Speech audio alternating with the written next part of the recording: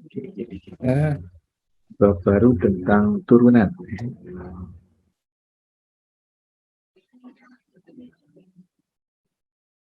Derivatif. Nah, pertama yang saya ceritakan hal ini adalah sebentar, sebentar.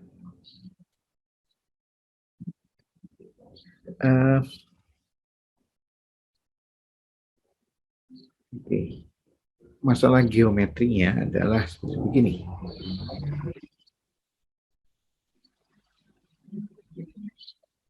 Nah, jadi kita diberikan suatu kurva, gitu ya. Nah, bagaimana kita menentukan garis singgung? Nah, tergantung bagaimana kita mendefinisikan garis singgung itu, gitu ya. Nah,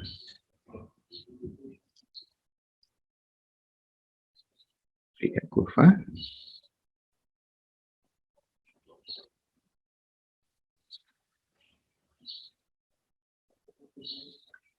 Mana mendefinisikan garis singgung?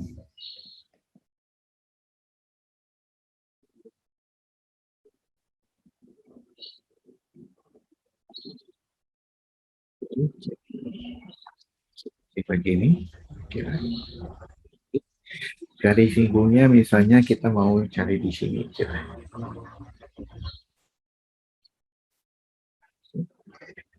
Nah, ada banyak, bukan banyak ya, bagaimana kita mendeskripsikan garis singgung?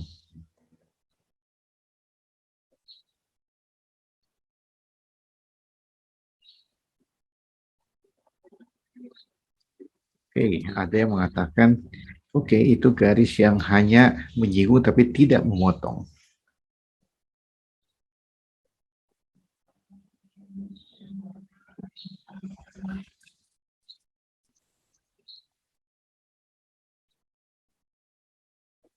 Oh, jadi gimana tuh gambarannya? Ya, oh, kalau yang menyinggung itu seperti ini, kalau memotong itu begini, ini memotong, pasti ini bukan. Yang diinginkan adalah seperti ini. Oke. Kemudian, tapi ada masalah lagi. Kemudian ada masalah ketika kita punya grafik seperti begini.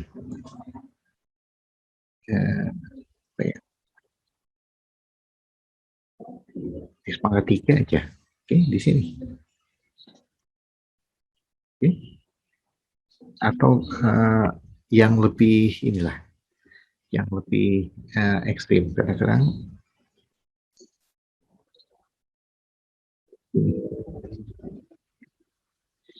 nah, maunya garisnya gimana nih menyinggung?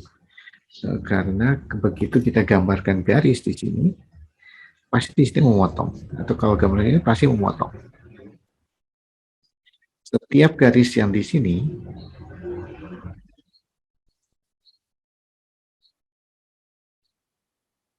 titik ini, lalu memotong.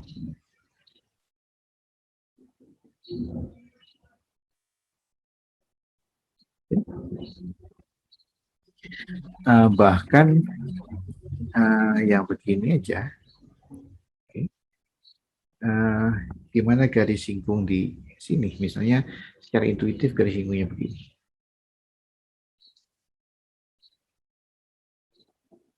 Okay. Nah, ada berapa titik potongnya sini? Oke, di sini katakanlah menyinggung dalam tanda kutip ya. Kita belum tahu menyinggung itu apa. Ini memotong, ini memotong, ini memotong. Okay. Jadi di sini kelihatan bahwa menyinggung itu hanya memotong, katakan memotong di satu titik. Gitu ya. Ini tidak berlaku di sini.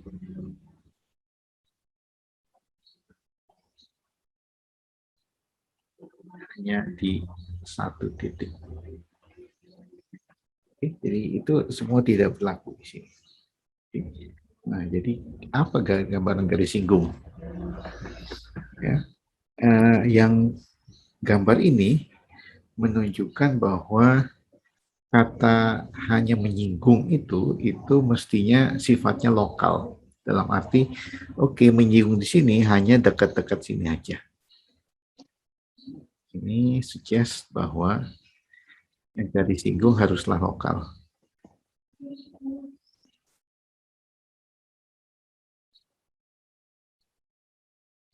Sifatnya lokal.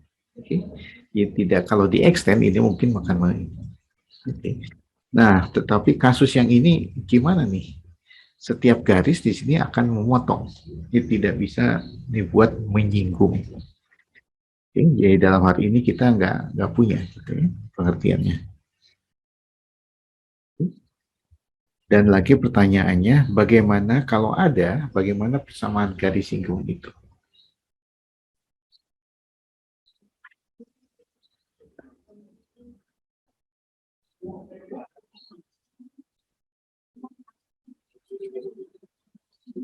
Bagaimana menentukannya?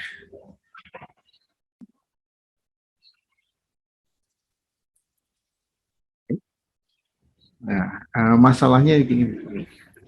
Kita tahu bahwa garis ditentukan oleh dua titik.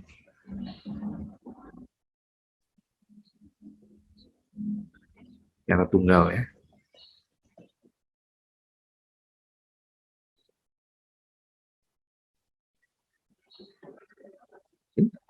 Misalnya kalau kita punya X1, Y1, X2, Y2 gitu, maka garisnya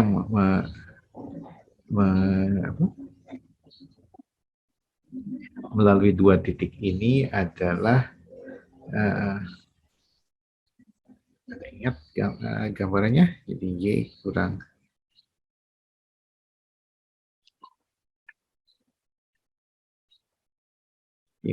Y1 per X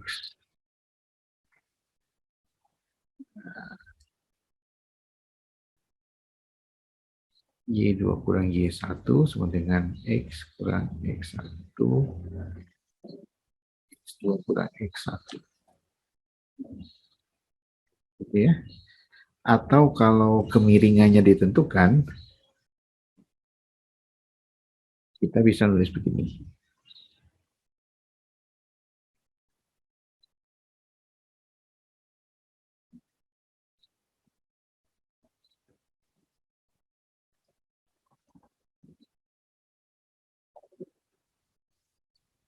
M ini adalah yang kita tahu di sini, ini adalah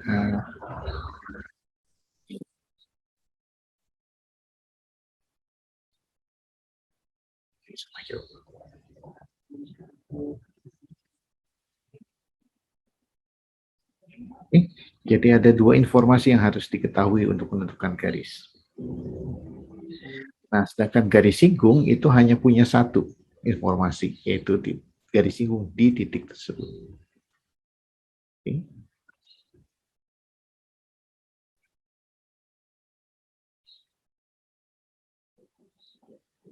Hanya ditentukan oleh satu titik. Bagaimana kita melakukan ini?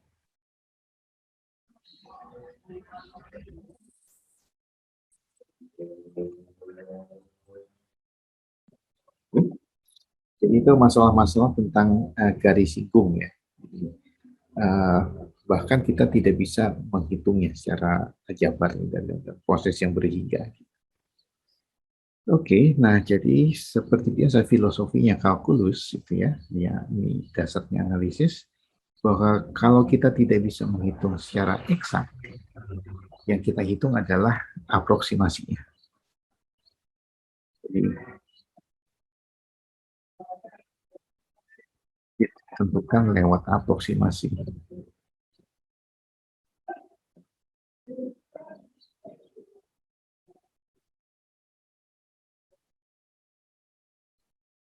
Hampiran. Oke. Jadi hampirannya bagaimana yang kita lakukan? Oke, ini seperti yang kita baca di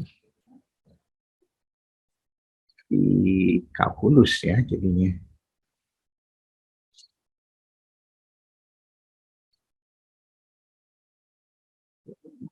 Kita punya gambaran begini untuk menentukan uh, garis siku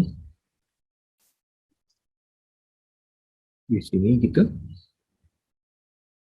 Tentunya garis sikunya yang diinginkan adalah yang ini.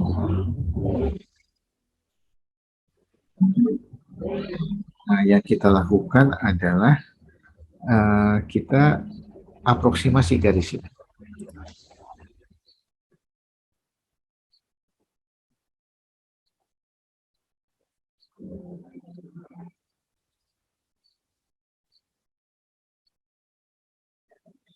Jadi, bagaimana kita melakukan aproksimasinya?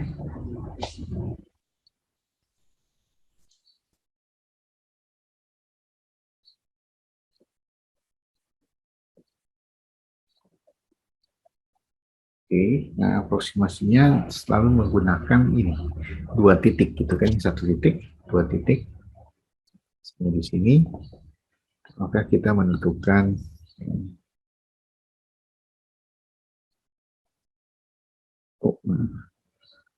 eh,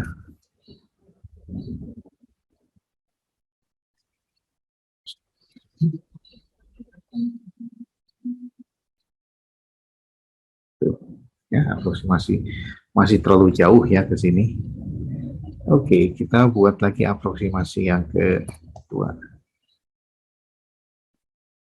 Oke,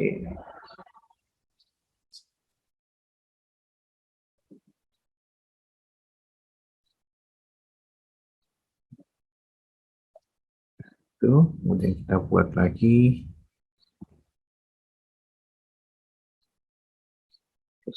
dua gitu ya, ketiga dan selanjutnya. Ini ya, aproksimasi ini kedua, ketiga dan selanjutnya. Jadi mendekati di sini. Oke. Dan ini titik, katakanlah titik A, ini A tambah H gitu ya. Ya.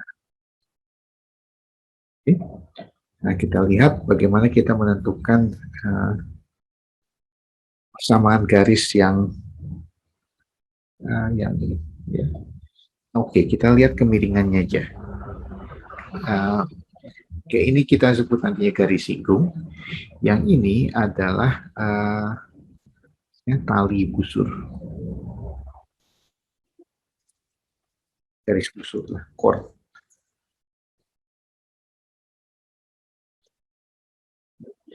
Nah, yang kemiringannya kalau dihitung itu adalah ini fungsinya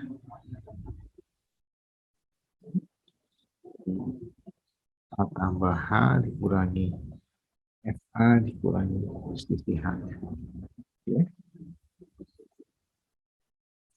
Ini adalah kemiringan. Oke. Nah, ini terus digeser sehingga A plus H mendekati A. Digeser.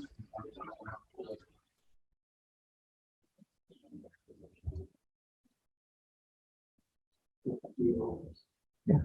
Atau dengan kata lain, H menuju 0. Nah, jadi yang kita lihat adalah limit berikut.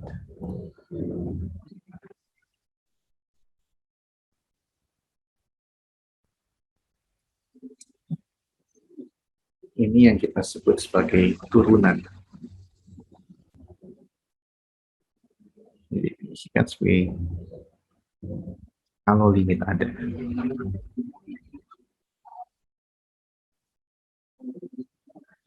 Oke. Ini disebut F akan diferensiabel di A.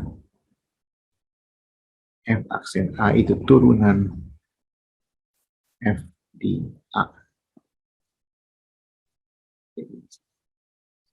Oke. Nah, kemudian baru kita melakukan redefinisi.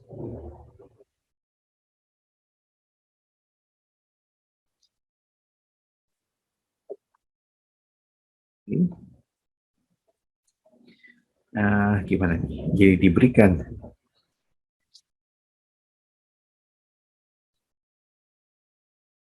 berikan grafik ini.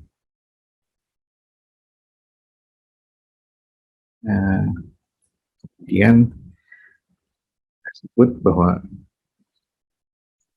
garis Y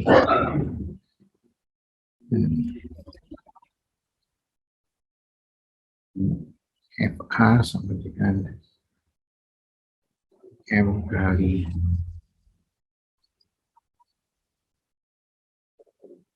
dikatakan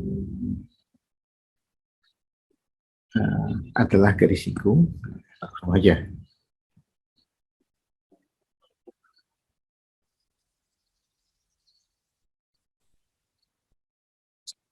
Di garis siku grafik ya.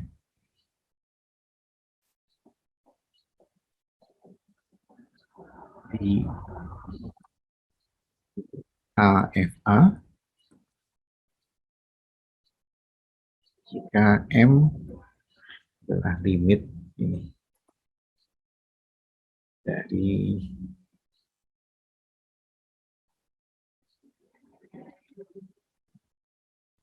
dengan syarat bahwa limit ini ada.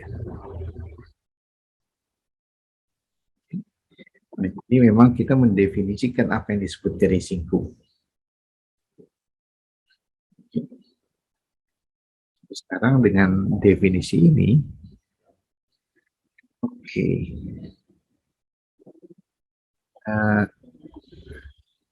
Dengan definisi ini, jadi kita lihat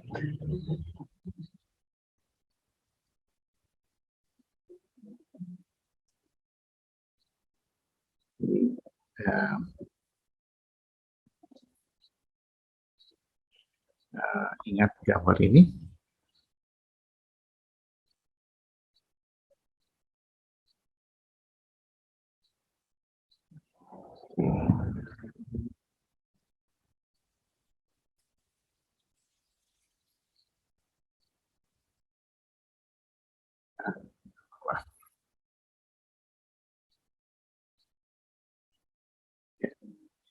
X pangkat 3 gitu ya. Oke, kita udah tahu aja turunannya ya, rumus turunan di ini. Y aksen di titik 0 gitu ya. Ini adalah 0. Karena 3x kuadrat ya, x sama dengan 0 gitu. 0 adalah kemiringannya 0. Kemiringan 0, jadi kalau begitu garis singgung di ini adalah. Jadi inilah garis singgung.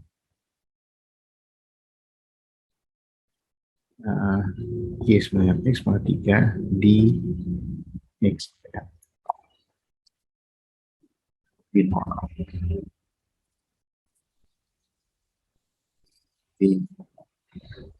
Jadi garis singgung di dalam hal ini boleh juga memotong. Oke, itu cerita geometrisnya. Ya, jadi tentunya ini jadi sulit dideskripsikan untuk ini ya, untuk di tingkat-tingkat awal, tingkat SD atau SMP gitu ya. Karena garis singgung itu kemudian memang akan memerlukan konsep turunan untuk mendefinisikannya lebih secara lebih ya. Nah, tapi tentunya ya kalau mau intuitif saja ya di SD gitu ya, oke lah pakai itu. Cuma begitu kita lihat lebih detail, memang konsep garis singgung ini ternyata lebih rumit dari apa yang kita bayangkan di SD atau di SMP. Di garis singgung itu bahkan bisa memotong. Oke, ada pertanyaan sampai sini?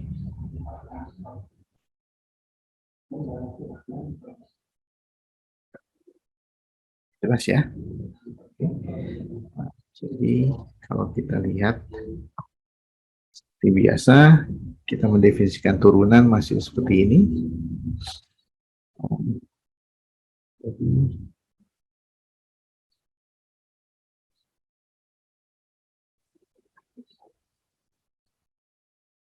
Salah saya.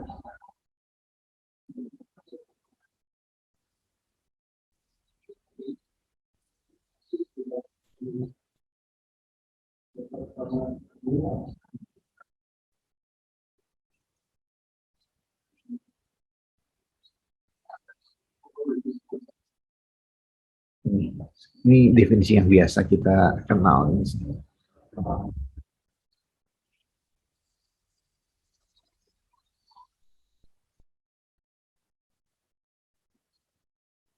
Nah, base biasa, tidak ada yang aneh. Ya, jadi kalkulus kita tahu bagaimana kita mendefinisikan turunan. Ini.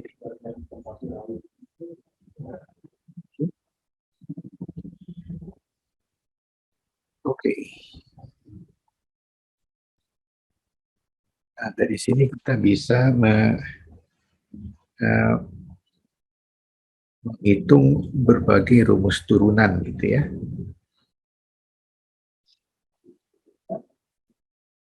Berbagai rumus turunan di sini. Kita bisa langsung aja lah ya, kita nanti definisikan lagi. Nah, ini kalau limitnya ada tentunya.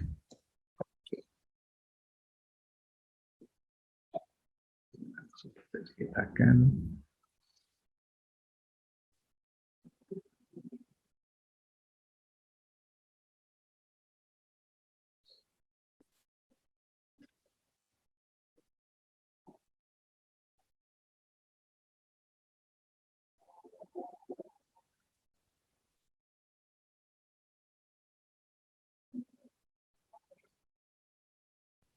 misalnya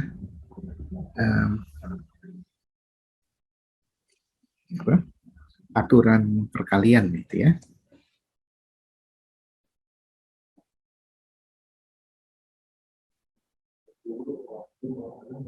Pada pro perkalian itu gimana? Jadi kita misalkan FG ini differentiable di A gitu ya. Nah, kita akan mencari bagaimana ini turunan di titik A dari perkalian. Oke. Nah, jadi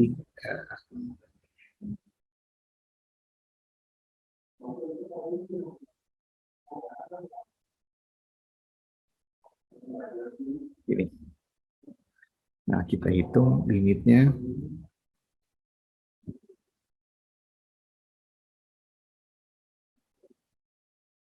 Oke, ini dihitung di A tambah H kurang G di A.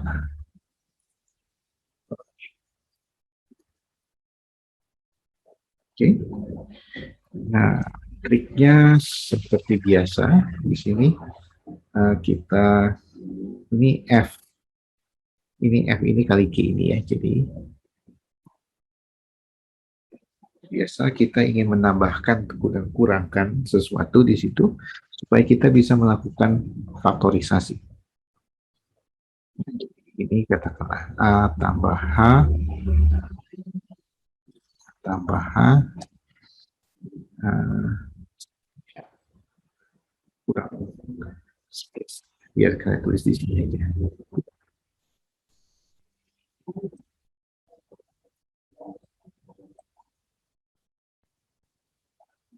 Oke. Dikurang tambah. Oke. Katakanlah ini aja.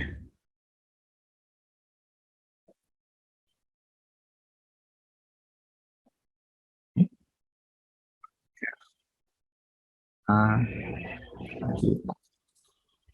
satu per H. Oke. Oke, jadi ini satu per H. Jadi apa nih? Oke, kita lihat bahwa di sini ini keluarkan. 'A' tambah H-nya. Oke, Yang tersisa adalah G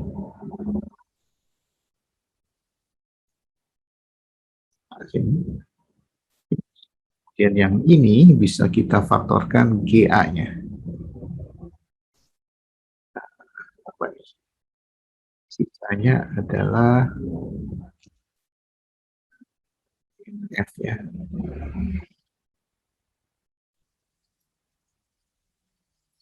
Oke, nah dari sini aja kita udah bisa lihat bahwa oh karena limit ini ada, limit ini ada, limit ini ada, limit ini ada.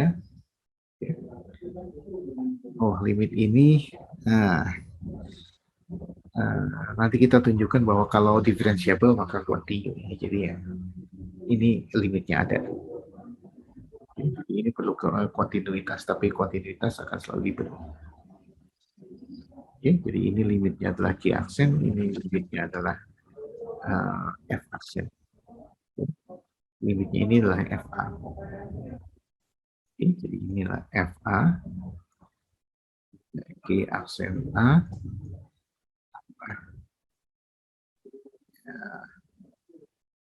F aksen A,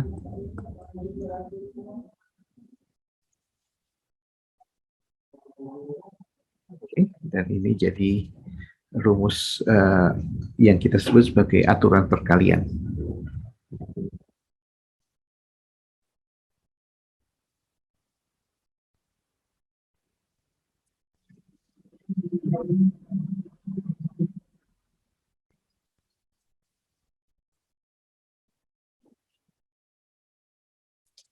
Ya.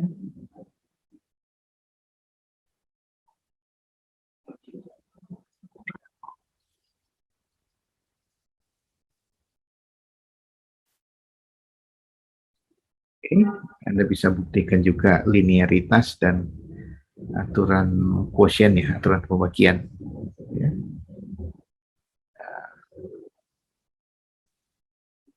Cara yang mirip.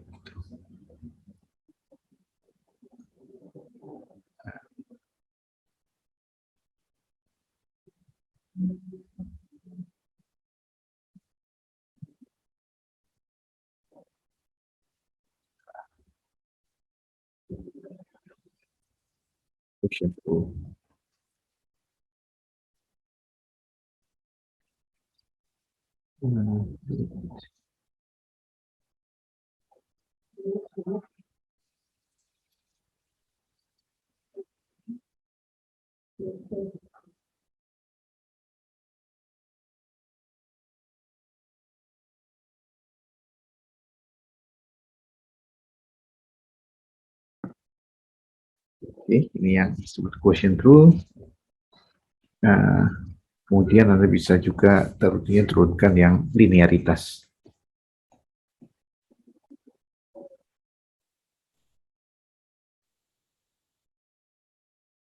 Oke. Nah, yang mirip-mirip. Kalau linearitas malah nggak pakai trik.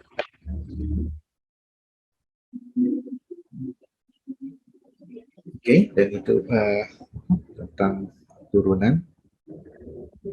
Nah, kita akan lihat apa yang tidak diferensiable. Ya. Yang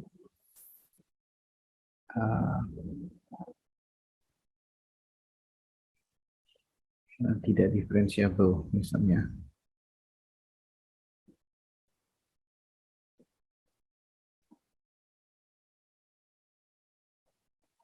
Yang paling gampang apa yang tidak diferensiable?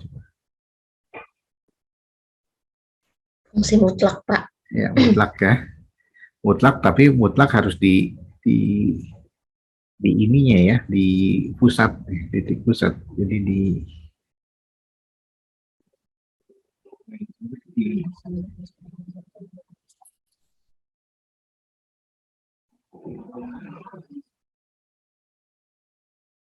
salah saja.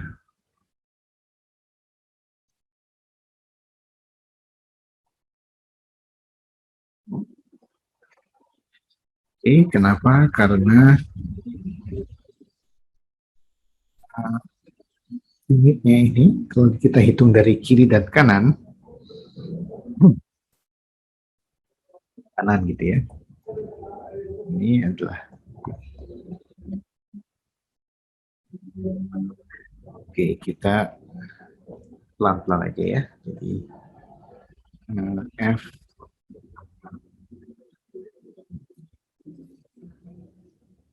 langsung fungsinya adalah X ya. Jadi ini adalah tambah H dibagi H. Oke.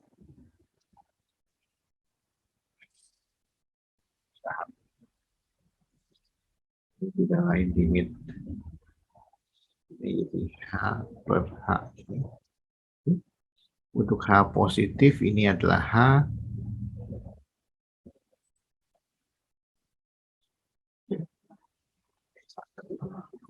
tetapi untuk yang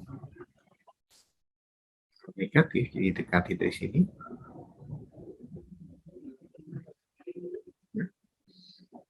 Nah, jadi limit ini mutlak H adalah negatif H. Ya, min 1. Ini tidak diferensiabel. Jadi kira-kira yang ini.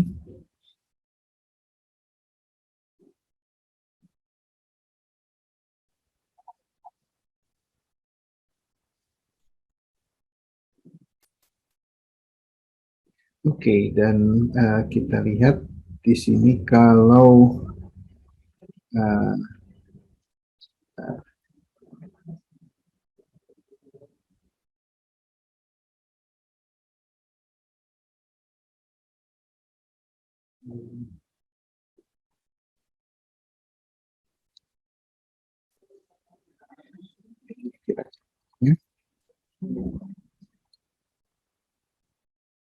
oke, tidak ada yang aneh ya dari sini. Sudah dapat di kalkulus ya, tidak banyak mengulang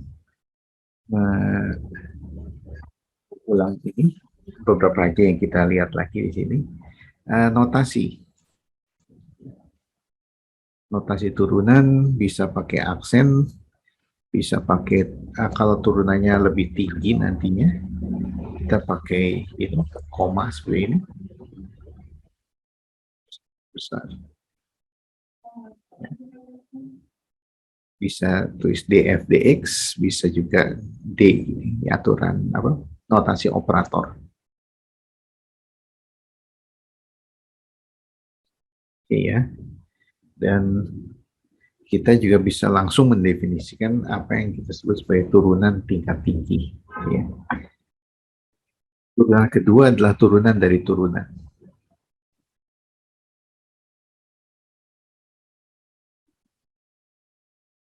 Okay.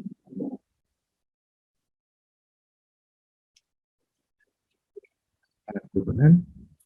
Nah, oke. Nah, ini yang mungkin baru adalah kita coba mendefinisikan dengan cara yang agak berbeda di sini.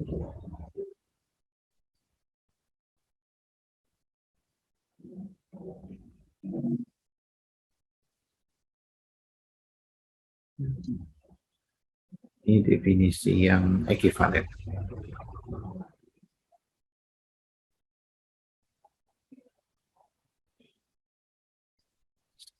Yang ekivalen dengan yang sebelumnya.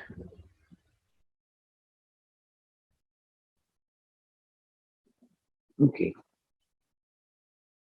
Masalahnya begini. Okay. Ini motivasi yang tidak ada di buku. Ceritanya begini. Oke, seandainya kita bekerja dengan fungsi dua variabel, gitu ya.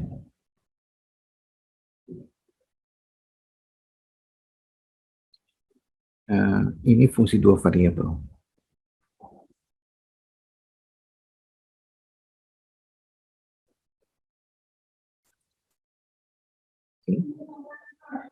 Kemudian jadi gambarannya sekarang sudah harus di 3 dimensional di sini.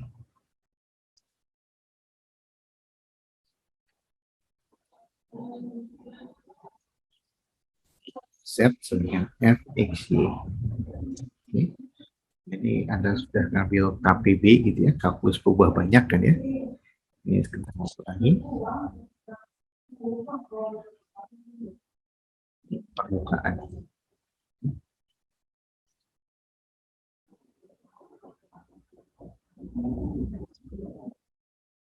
Di grafik permukaan.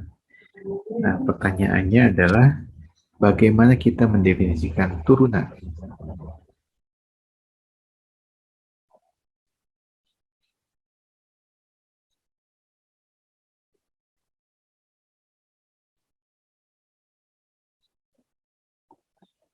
Apa artinya?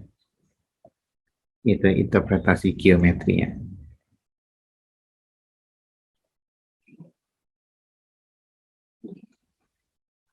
Oke, lihat di sini masalahnya. Oke, coba kita tiru definisi turunan seperti di satu variabel.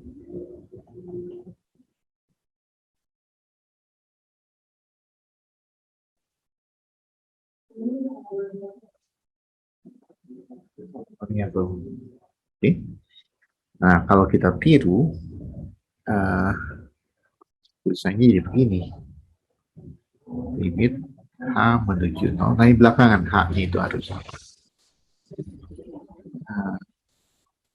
ini saya sebutnya gini aja. Ini vektor gitu ya.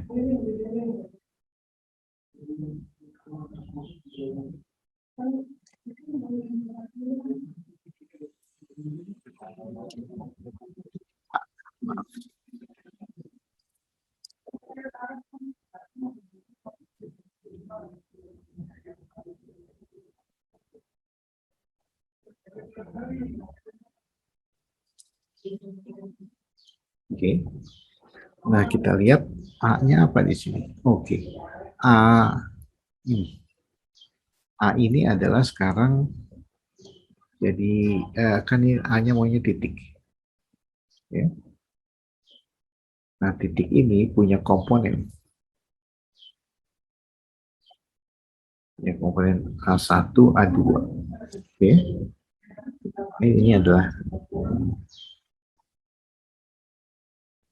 bisa juga dilihat sebagai vektor. Nah, ini vektor. Kalau vektor kita nonton lokasinya seperti ini.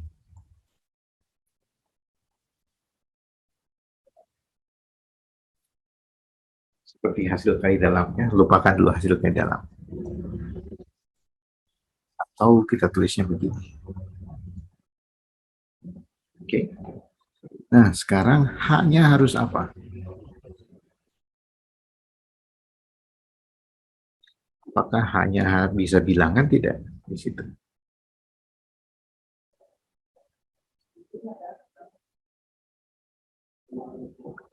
H ini objek apa?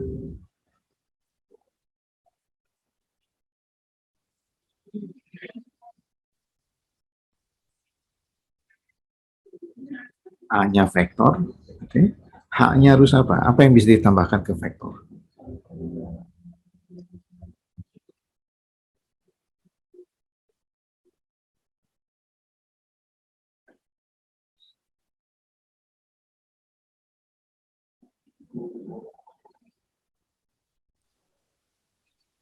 Vektor lagi bukan, Pak?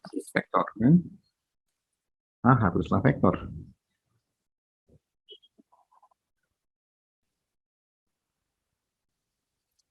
H ini katakanlah H1, H2, vektor juga, gitu ya. Oke. Nah, masalahnya jadi sekarang operasi ini adalah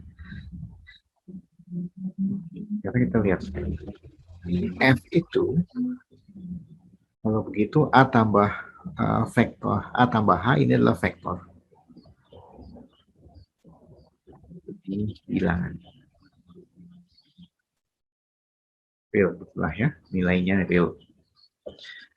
Oke, jadi kita lihat di sini, ini bilangan real, ini bilangan real, ini, tapi ini vektor. Nah, sedangkan ini adalah pembagian bilangan dibagi dengan vektor. Bisa lihat dari bentuknya aja di sini, dan ini tidak terdefinisi. Vektor dibagi bilangan masih bisa. Vektor bagi dua ya, panjangnya bagi dua, arahnya sama, gitu kan? Bagi lima bisa. Tapi sekarang bilangan dibagi vektor itu tidak terdefinisi. Oke, itu sebabnya secara aljabar kan kalau vektor di R2 kan kita tidak punya pembagian, bahkan perkalian pun kita tidak punya. Ini pembagian. Karena perkalian vektor kan perkaliannya agak bohong-bohongan ya. Kalau vektor kali vektor pakai dot gitu ya, vektor dot vektor jadinya bilangan, bukan vektor lagi. Jadi bukan perkalian dalam pengertian yang biasa. Kemudian kalau vektor R3 kita bisa melakukan cross product. Tapi cross product kan tidak komutatif ya. Jadi A cross B, vektor R3 gitu. Memang jadi vektor lagi di R3, tetapi kalau kita ubah urutannya B cross A, ya, itu berbalik arah. Ingat itu operasi-operasi itu. Jadi perkalian untuk vektor itu tidak terdefinisi dengan baik. Nah, kalau perkalian aja tidak ada, apalagi pembagian. Nah, ini masalahnya. Jadi kalau begitu, gimana kita bisa menghitung turunan? Oke, kita harus mengubah definisinya agar operasi pembagian bisa kita hindari. Pembagian dihindari, operasi perkalian juga dihindari, kali skalar masih boleh.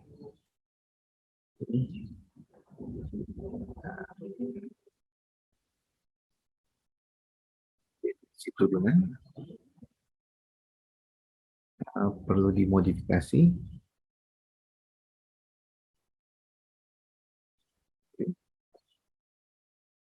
dengan cara menghindari operasi pembagian.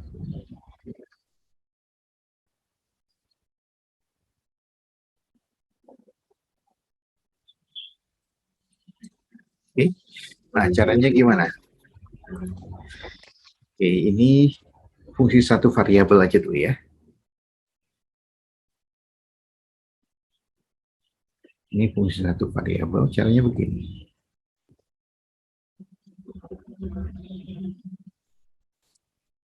Oke, kalau turunan ada,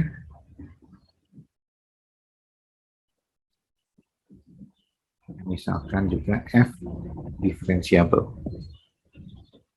Ya, jadi ini limit ini ada.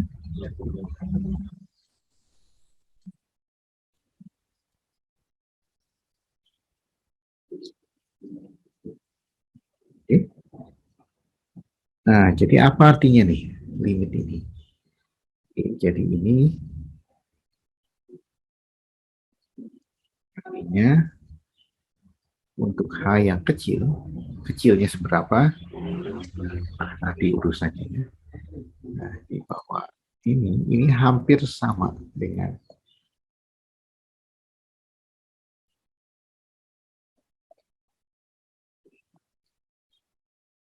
ya. Jadi ini masih bilangan kan, jadi nggak masalah tulis begini. Oke, kita coba hilangkan pembagiannya. Tulis tanpa pembagian. Jadi kalau kita tulis tanpa pembagian, jadi ini adalah A ini kira-kira hampir sama dengan F aksen A kali H. Nah, pembagian sudah kita hindari di situ. Nah, jadi kita bisa menulis bahwa oke, kita tulis gini. FR tambah H, jadi ini kira-kira sama dengan FA ditambah F aksen A kali.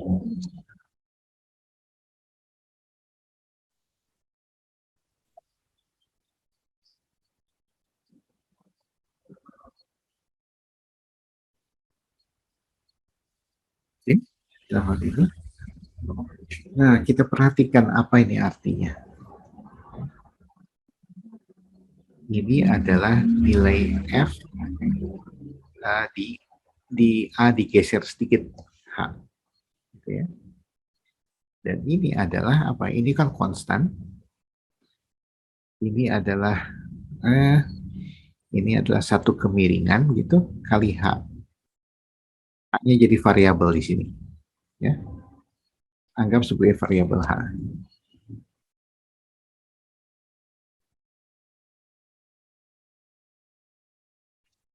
Variabel. Jadi ini adalah variabelnya. Ini variabelnya. Ya. Jadi bentuknya begini. Ini biasanya variabel saya tulis sebagai titik. Ini konstan kali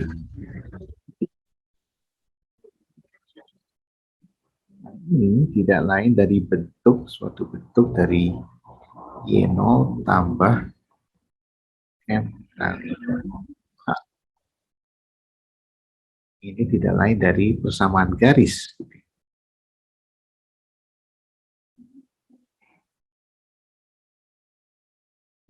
HF dengan kemiringan tertentu.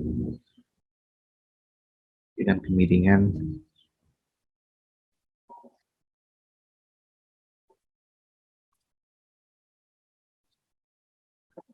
oke. Nah, jadi kalau kita gambarkan apa nih? Nah, prisma yang bagus begini.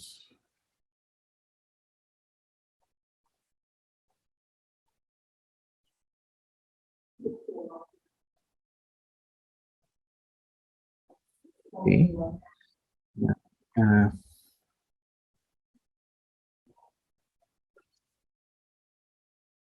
ya. Jadi ini adalah ini A-nya. Ini bersama garis.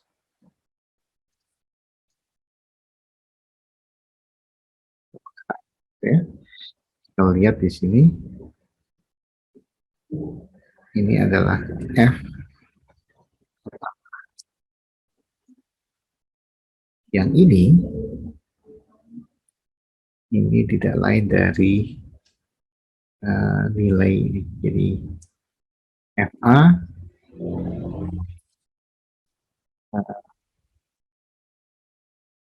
ini FA.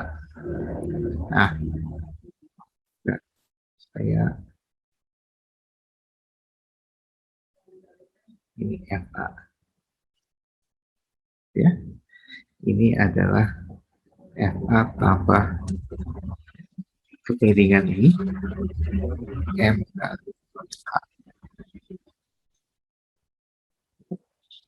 Dan ini mengatakan bahwa FA ini akan dihampiri oleh ini. Gambar ini menunjukkan bahwa nilai dihampiri oleh A tambah M kali hampiran linear. Ini artinya bahwa nilai F dia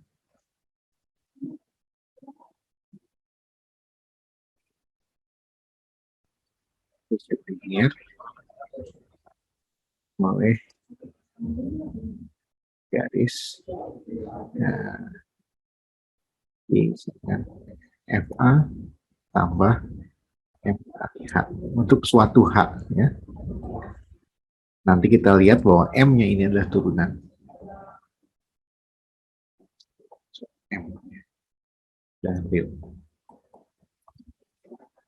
M ini kemiringan. Oke.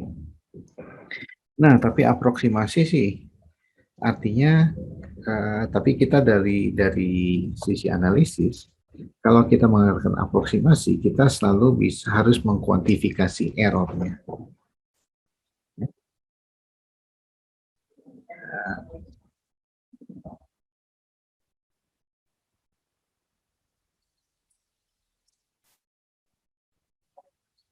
kuantifikasi galatnya. Oke, galatnya apa sih? Galatnya sini errornya atau galat gitu. Ini tidak lain dari selisih.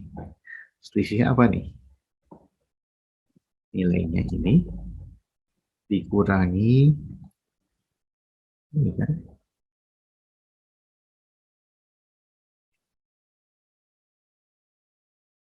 A tambah M kali. Ini galatnya. Oke. Nah, kita bisa mengatakan seperti ini. Ini perjanjian kita. Nah, aproksimasi yang baik gitu ya.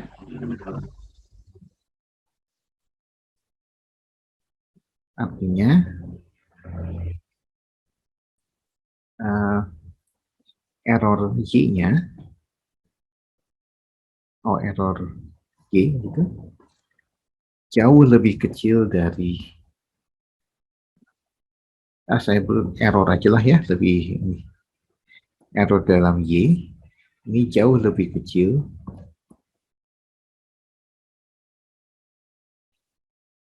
dari error x.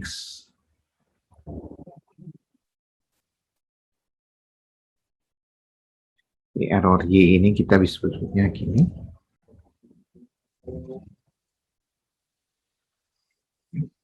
Yang kata lain apa nih? Ini kan sama dengan h. Nah, jadi yang kita inginkan adalah delta y dibandingkan dengan delta x haruslah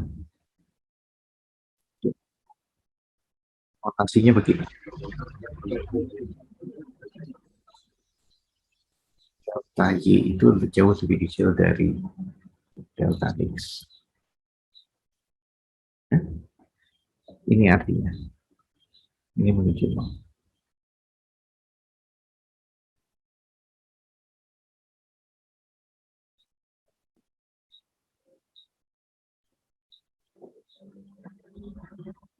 Oke.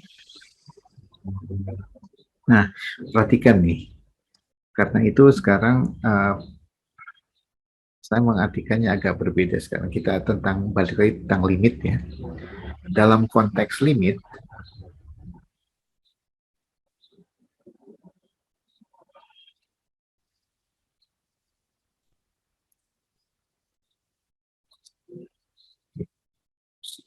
berhenti dulu sebentar ya. Ya apa-apa. Terus kita selesai sini. Dalam konteks limit, kalau kita mengatakan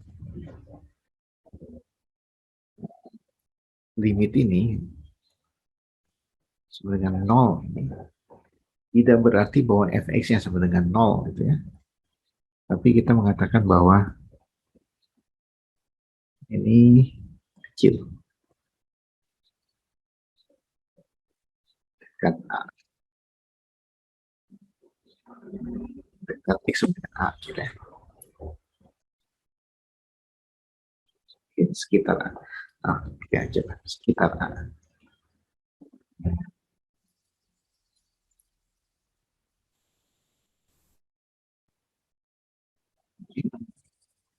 Dan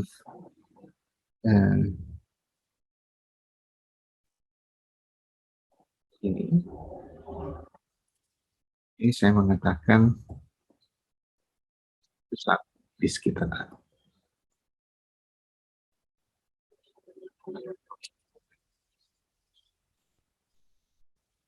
Oke. Nah, sehingga sekarang saya membaca ini dan pada sini. Kalau X menuju 0 tentunya delta Y juga 0 gitu ya. Menuju 0. Jadi delta X kecil, delta Y-nya juga kecil. Oke. Tetapi supaya limitnya 0, delta Y itu harus jauh lebih kecil dari delta X. Dalam hal ini,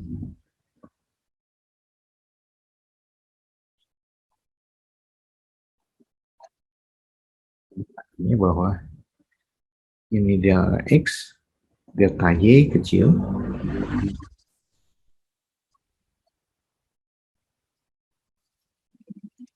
jadi agar limitnya 0, delta Y harus jauh lebih kecil.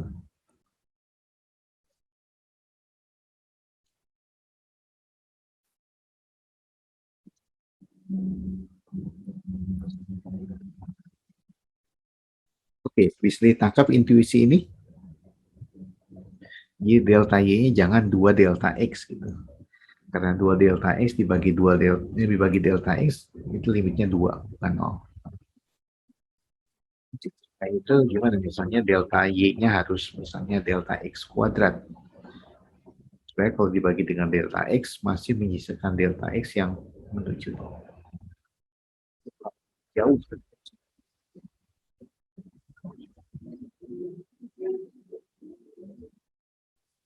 Ya. Nah, jadi itu yang saya katakan bahwa uh, hampiran yang baik itu, aproksimasi yang baik, itu mengatakan bahwa error dalam arah Y itu jauh lebih kecil dari error arah X. Yang mau diaproksimasikan memang nilai fungsi. Aproksimasi baik bahwa oke, selisih yang ini harus jauh lebih kecil dibandingkan selisih yang dalam X. Oke, sampai sini. Nah, jadi kata diferensiabel itu mengatakan bahwa nilai fungsi bisa dihampiri dengan baik oleh fungsi linear. Fungsi linearnya bentuknya seperti apa? FA tambah M kali A. Oke, jadi di dalam hal ini kesimpulannya. F diferensiabel di A artinya bahwa nilai F di sekitar A tambah H kan di sekitar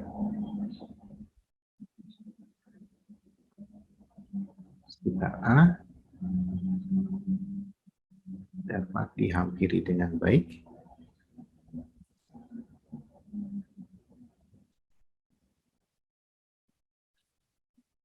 oleh fungsi linear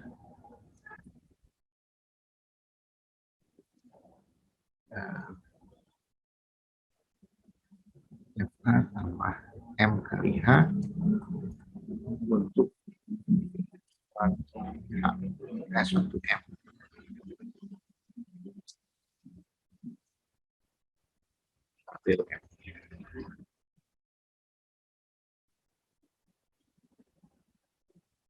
M disebut